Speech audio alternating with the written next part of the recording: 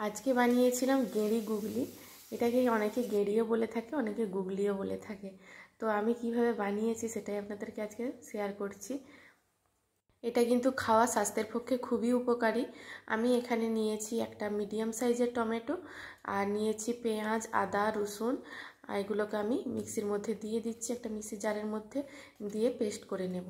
তো এখানে আমি খুব বেশি কিন্তু মশলা ব্যবহার করব না, অল্প অল্প করে নিয়েছি। পেঁয়াজটাও নিয়েছি একটু মিডিয়াম সাইজের, আর 4-5টে মতো রসুনের কোয়া নিয়েছি, আর এক টুকরো আদা নিয়েছি। আদাটাকে একটু কুচি কুচি করে নিয়েছি। দেখুন একদম পেস্টটা বেশ ভালোভাবে তৈরি করে নিয়েছি। আর এখানে যে গেঁড়ি গুগলি, এটা কিন্তু একদম পুকুরের টাটকা, তাই কিন্তু আমি এটাকে হালকা করে একটু ভেজে নিয়েছি।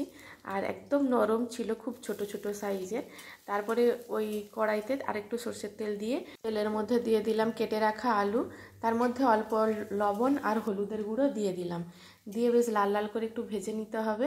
তারপর তুলে নিয়েছি, কড়াইতে আবারও একটু সরষের তেল দিয়েছি, দিয়ে দিলাম একটু অল্প পরিমাণে চিনি। চিনিটা যখন গলে উপরে উঠে আসবে তখন দিয়ে দিতে হবে ওই বাটা মশলাটা।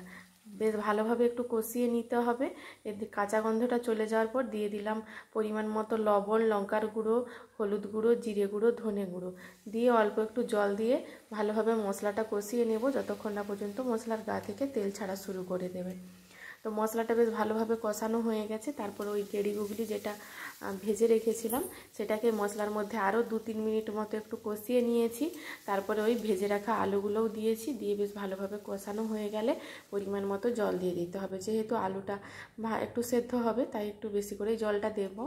আর এটা কিন্তু আমি একদম মাখো মাখো করব না, একটু গ্রেভি গ্রেভি থাকবে, সেই অবস্থাতে আমি নামিয়ে নেব, তাই একটু জলের পরিমাণটা বেশি দিয়েছি। যখন এইভাবে টকবক করে ফুটতে শুরু করেছে দিয়ে দিলাম 2টো চেরা কাঁচা লঙ্কা, দিয়ে আবারও ঢাকা চাপা দিয়ে 4-5 মিনিট ফুটতে দেব। তাহলেই কিন্তু একদম রেডি হয়ে যাবে এই গেঁড়ি গুগলির তরকারি। তো এটা কিন্তু আর কোনো রকম মশলা আমি ব্যবহার করব না। দেখুন ঝোলটা কিন্তু অনেকটাই ঘন হয়ে গেছে, আর আলুগুলোও কিন্তু খুব ভালোভাবে সেদ্ধ হয়ে গেছে। তো এই অবস্থাতে আমি গ্যাসের ফ্লেমটা বন্ধ করে দেব। যেই গ্রেভিটা আছে এটা কিন্তু যখন ঠান্ডা হবে অনেকটাই ঘন হয়ে যাবে। আর দেখতেই পাচ্ছেন অনেকটা ঘনও হয়ে গেছে, আর দেখতে কিন্তু বেশ কালারফুল লাগছে, খেতেও কিন্তু অসাধারণ হয়েছিল। এইভাবে একবার বাড়িতে বানিয়ে দেখতে পারেন।